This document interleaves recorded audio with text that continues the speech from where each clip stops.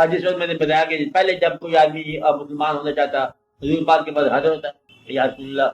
میں مسلمان ہونا چاہتا ہوں، آپ فرماتے چل کلمہ پڑھ، کلمہ پڑھا بسم اللہ الرحمن الرحیم، بندہ مر گیا تھوڑی دیر کے بعد تو کدھر چلا گیا؟ وہ جنت میں چلا گیا۔ کلمہ پڑھنے کے بعد اگر شخص مر گیا تو وہ مسلمان ہی ہوگا، جنت میں جائے گا۔ یہ آپ لوگوں اور آپ کے مولوی صاحب کے درمیان جھگڑا ہے کہ کلمہ پڑھ پڑھ کے مر جاؤ، اس نے نہیں جان دینا آپ لوگ، تو اس لیے آپ اپنا کلمہ ایک ہی بار پڑھ لو